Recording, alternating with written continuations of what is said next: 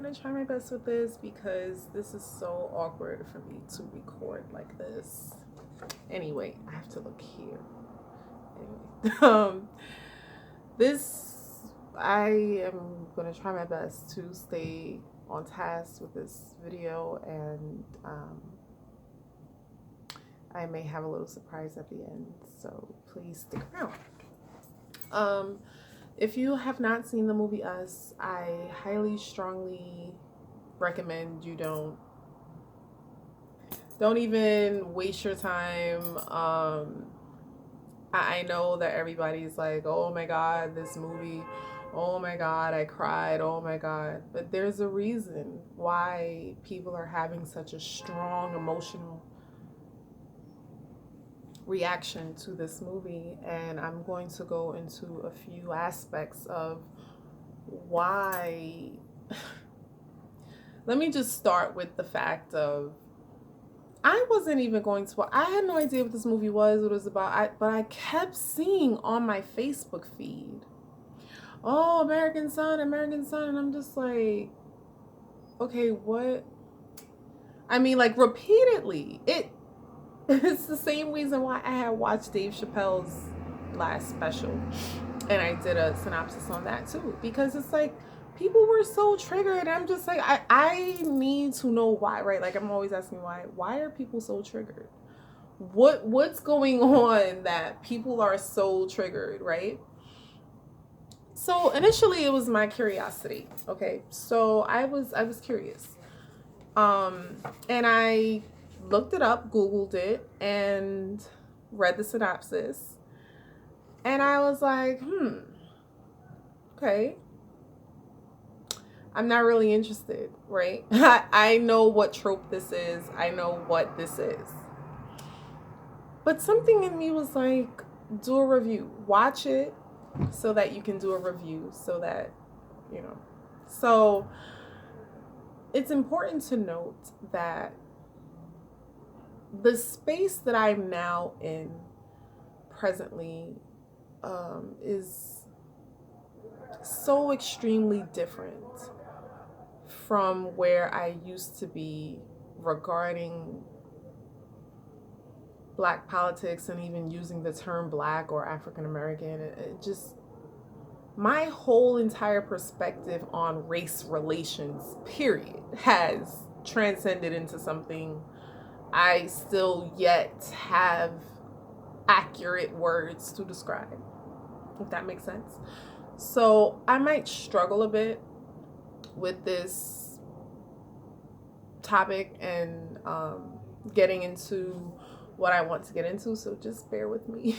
I know there are some people who I communicate with on my Facebook account and some people on Instagram that have come to this more macro view of race relations and what we go through as melanated, colored people, brown people, whatever term you want to use, right? The traumas related to existing as a targeted individual in society. Now, with regards to race. So let me come back, right? I just needed to preface this. And wow, that was already 4 minutes. So before I watched this movie, I had to put up a shield. And it's not necessarily like a shield like, oh, I need protection. It's more or less like, let me come to my grounded space. Let me come to center. Let me remain a witness to what I'm about to witness. I disallow from any inception. I disallow for this production to hijack any of my emotional channels. And you have to do this. You have to verbally say, I give you no permission to hijack my emotional channels before you watch something like this. Because like I said, I already knew what this was, and what I'm not going to allow for the inception of depression and despair and pain and trauma and all of the things that this movie was drudging up. Okay, so I did that. I remained censored the whole movie, and the whole time the movie's on, I'm literally just like flatlined, sitting there, you know, just witnessing like what's going on, so that I can have a clear message to make this video. And what I came up with is very diabolical. There's a whole lot of diabolical things going on here, but whatever. So I want you, I'm not sure if any of you are familiar with the Plato cinema cave theory. I believe it's Plato. The analogy of it's a suspension of belief. When you come into a movie theater, you agree, right? You're making a psychological agreement that I'm going to suspend my disbelief and empathize with the characters on screen. I want to empathize with them. This is why you cry during movies. This is why you feel the emotional upheaval, okay, in movies the way you do. There's an agreement. You're accepting the programming, okay? So keep that in mind. The only thing, though, is that a movie like this is the reality. This is not something that is hard for someone like me, okay, to relate to or empathize with, because this is my actual reality and has been my reality in the past, which means this is a form of trauma-based programming. It's not a debate, you know. You can feel how you want, but give me one good reason why this movie exists other than forcefully triggering trauma in the consciousness of a Black woman or Black man. And I use the term Black loosely because, again, I don't agree with any of these terms at this point for several reasons that this video is not for. Maybe a future video. My point is, what trauma-based programming is, so that you can understand what I'm saying. A lot of the times we hear this term and we really don't know what it means, okay? What trauma-based programming, what the end result of it, what is it for, and why, okay? Why does a movie like this exist? Why do movies like this continue to exist? Why do we continue supporting movies like this? Why was this movie released November 1st during the Day of the Dead portal openings? This is when people are, you know, contacting their ancestral lineage. This is when people are, you know, doing all of these things. Why was this movie released during this time? And I'm always asking why everything here, right? And so I will give you an example of what trauma-based programming regarding the topic in the movie being expressed, which is Black men being killed by police, okay? 2 examples of the outcome of trauma-based programming in my own life would be experiencing my own brother being incarcerated. So when that first happened, the trauma of that was so extreme for me, especially because I consider him my twin. And at one point when I was a child, I literally felt like he was my son. And so that's like the only thing I can remember, being 3 and 4 years old, like holding him and saying, oh no, this is my son. Like I can remember the feeling of me feeling like this isn't my brother, this is my son. I don't know, maybe that was some past life shit.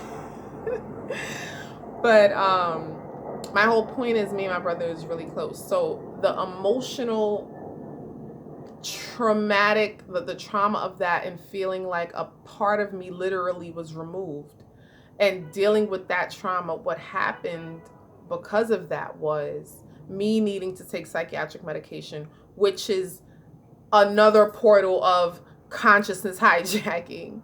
Okay, a prescription. They're prescribing your reality, a prescript. It's a script they're giving you. So that's a result of trauma-based programming. It's making you do something you otherwise would not do. Police brutality with him. Okay, I've gone through that. I've gone through it with a black man I was dating. Okay, and the trauma from dealing with him and having a past of incarceration and police brutality and all of this, the trauma of that was so severe that I again ended up on psychiatric medication, getting a weed addiction, a fucking literal chain smoking, okay, marijuana addiction. That's what came out of that trauma. Taking psych meds, ending up in a psychiatric hospital. Okay, these are all things that become so toxic and tragic that you're caught in this cycle of trauma that you can never remove yourself from. So I remember when Sean Bell passed away, that was the first time I had cried over someone who I didn't necessarily know. And this tattoo was the result of that. It says Black Power. I remember I was 18 and I got that tattoo, the Black Power tattoo, because of that situation. I'm actually going to remove these tattoos off of me soon because, again, I got this. It triggers. See, I don't need to even go as far as like thinking about another black man or my brother or an ex or whatever, or a movie. I can just look at my wrists and be triggered. You understand?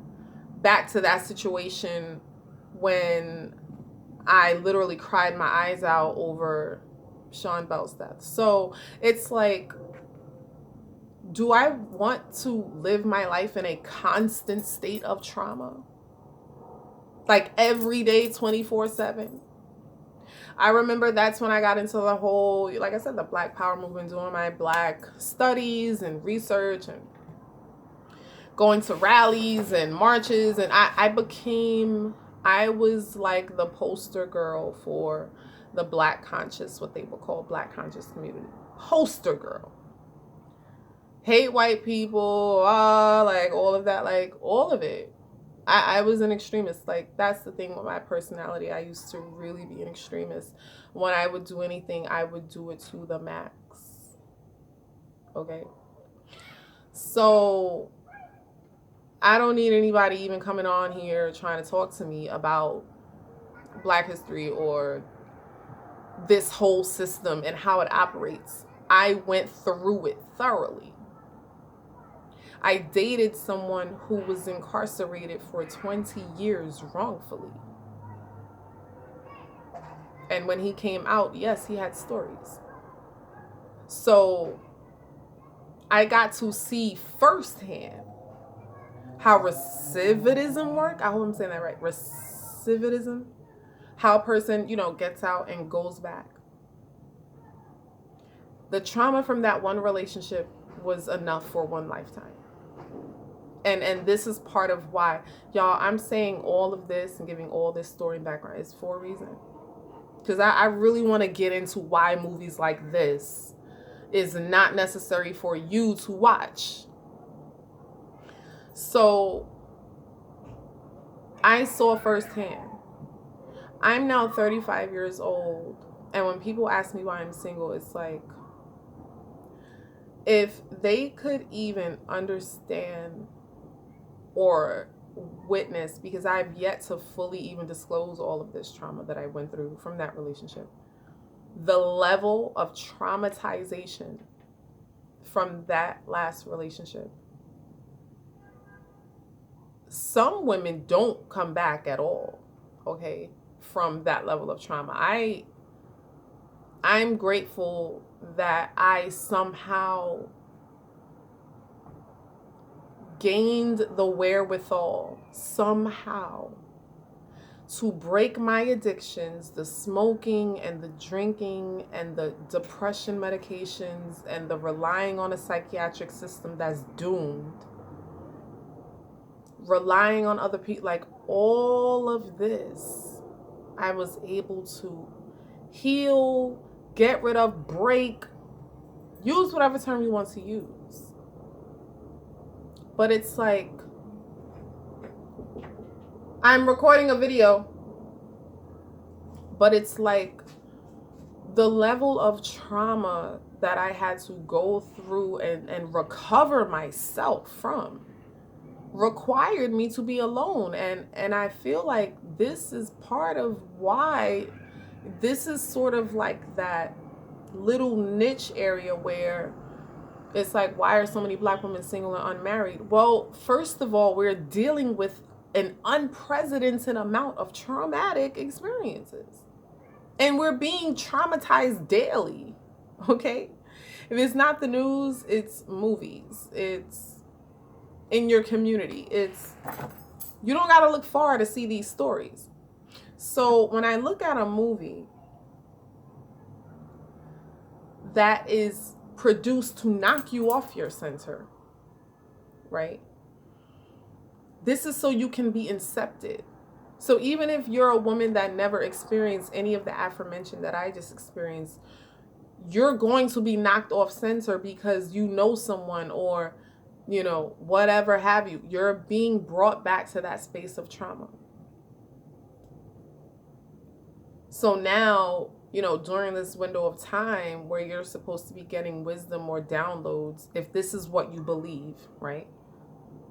I don't really have much beliefs anymore. But if you believe in the Day of the Dead and you do these rituals and practices, the information that you are supposed to be calling into yourself can't reach you because you're down in trauma-based programming.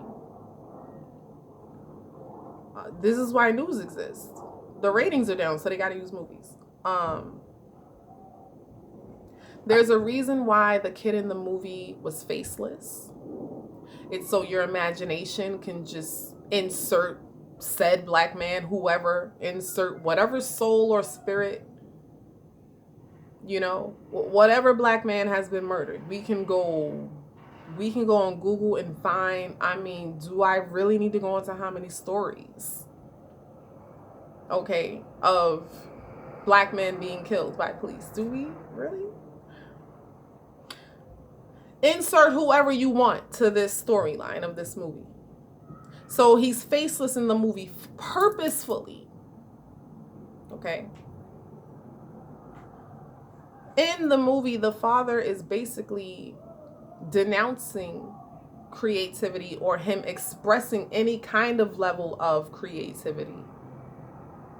And we all know that a part of dealing with trauma since forever for Black people is creativity. Hip hop came out of trauma, okay? So it's like they're giving you this trope of traumatization, taking away your creative base, also making creativity something that is like what's the word? It's something that is only for like the elite or wealthy people. And you know, it's just like they're giving you the image of this beautiful Black woman who's educated. She has a PhD. And so she's single because her white husband has left her for a white woman, right? So all of these inceptions of despair and Black women having no one to turn to. She has no husband now. She has no son now. And so she's dealing, where's her family? You know, I didn't see her in the movie calling any of her family. And this could probably, I'm just adding this on. Her family probably didn't agree with her dating a white man. She's probably estranged from her family. Who knows? I'm just saying, the whole movie, you see her, none of her family, right?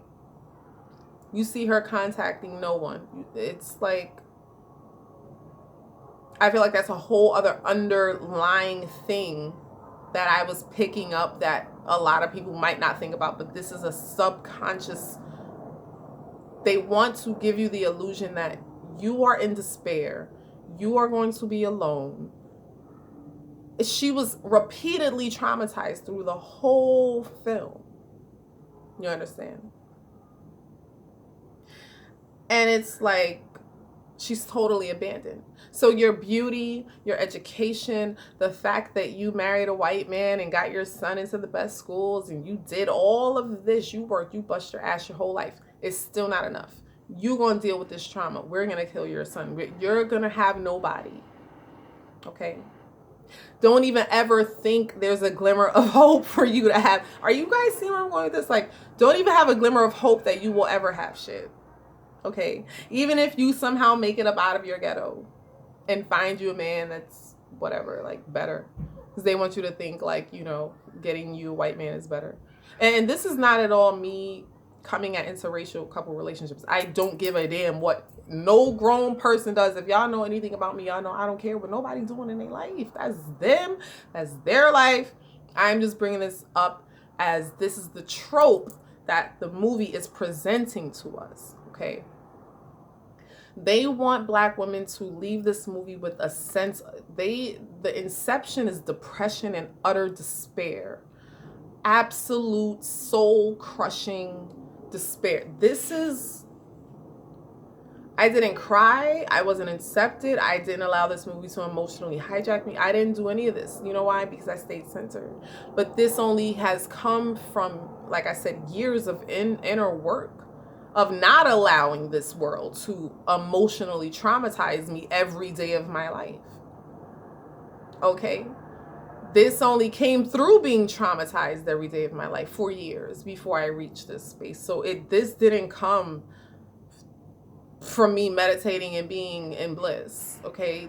This level of emotional integrity came through high levels of trauma. Okay?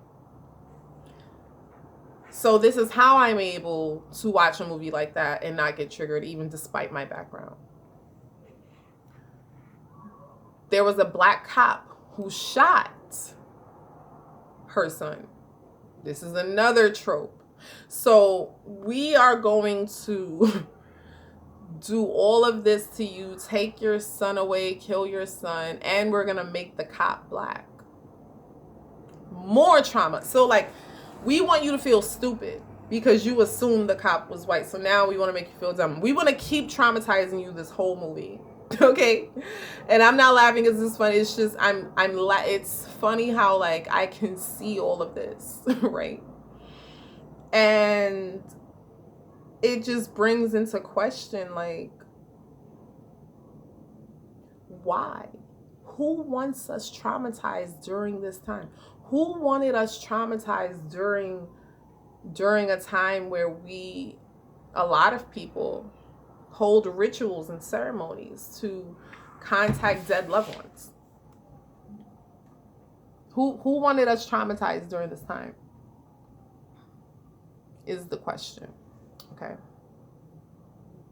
And so before you start giving your emotional energy to movies like this, because it's not necessary. I'm seeing people like, oh, this movie is important to the times we're living in. Why? It's not.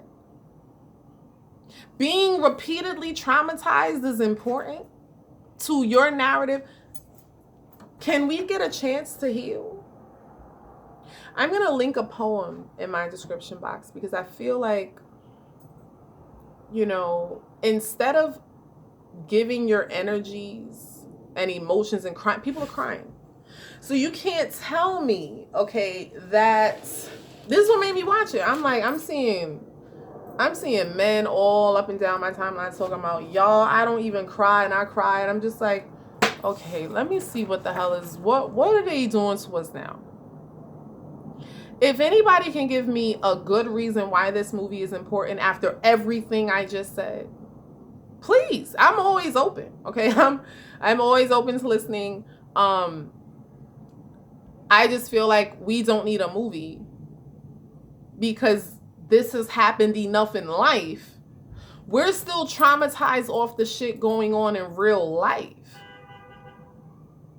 Okay, I've transcended a lot of it. It doesn't mean that I'm not aware, or I'm more aware of life at this point from living centered than I ever was.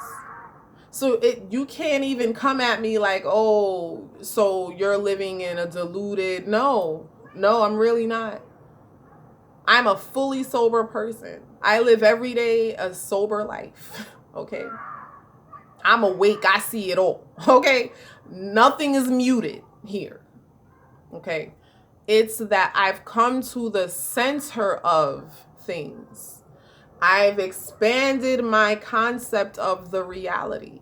Okay. And with that comes a negative and a positive. So even though sometimes it's a little isolating to have the perception I now have, it allows me to see things the way I see them now. And these external things that are trying to grab, that are trying to manipulate me emotionally, now can't. This is how people fall into cults. Okay, this is another example of why I ended up in Nityananda's cult. When you are in a state of trauma, you can be incepted from whatever, from whoever, what. You can be incepted at that point. Okay? I was leaving that relationship, the one I'm talking about with the guy who was incarcerated for 20 years. I was leaving that relationship that ended very tragically, okay? Extremely. I mean, I literally had to go, like, almost save him from killing himself. This is how traumatic things got, okay? So I was leaving that relationship, and my mom, like, caught cancer. Like, I was not inside my body. Do you understand? So anybody could have came along and hijacked my consciousness, but I ended up in a cult. So this is another example of how trauma-based programming programs you to act outside of conscious present awareness. So it's like, even now, so like if something is upsetting me now, I don't go grab a joint or go have a drink or like, oh my God, like I can't deal. No, I can deal.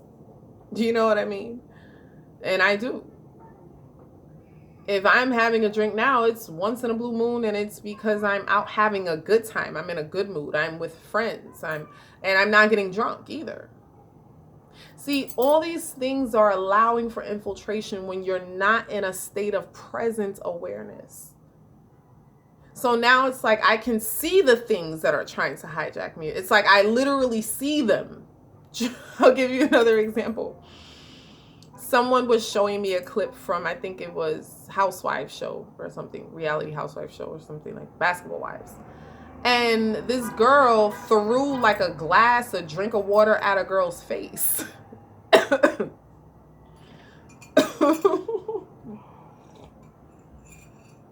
And I literally remember, y'all, feeling this rage in me, and I actually voiced out loud, like I would have beat her ass. And I was like, I'm so mad. I need to beat somebody's ass right now. I literally said it, like in my real life, I need to go beat somebody's ass right now. That's how I felt. I literally wanted to go fight somebody after seeing something on a reality show. And then I said, whoa, like I felt the inception. I actually felt it and saw it. And I was like, oh, chill, yo, I disallow. Like I saw it. And in that moment, in that same moment, My brother started laughing. I was like, nah, yo, I felt the inception try to get me. This is how easy it is. But it's only when you are in a state of emotional sovereignty, okay, not allowing addictions to run your life, or allowing things to hijack your consciousness and take you places that's not even real. I wanted to go fight somebody in the street. So with that being said, how much violence on the streets is actually attributed to these shows or these movies? And on that note, I gotta end this because I don't know. Sometimes I can't wait till I'm able to go live. YouTube is so corny. Because I need to make longer videos sometimes. You know what I mean? I definitely would have liked to have gone in more on this topic. There's a lot to be said about trauma-based programming and movies, and why movies like this is just not necessary. Y'all save your... I'm gonna link a poem below, and instead of watching some trauma-based programming, how about you lift your spirits up? I have a poetry playlist actually, so you can check that out on my channel. All of my poems. I'll be publishing my book soon. And thank you for listening to this. If you have any like additional commentary about this, please let me know. I just really feel like, you know, at some point we need to reclaim our consciousness, and it doesn't mean that we ignore what's happening in the world. It just means I'm going to disallow the hijacking of my consciousness, because I don't want to be on psych meds. I don't want to have addictions. I don't want to be in a psych hospital. I don't want to be depressed 24/7 every day of my goddamn life. Because that's what it was when I was wrapped up in dealing with trauma-based programming. And it's not, I can't live that way. I can't help anybody in a state of trauma. Do you understand? And so, you know, I would like to enjoy life at some point, you know? If you have any questions or think maybe I should do more videos on this, let me know. And check my description box. And all of you be well and protect your consciousness. Always verbally say you do not give these entities permission to hijack your consciousness. Disallow for these inceptions to creep in. Okay? Because all that movie, I felt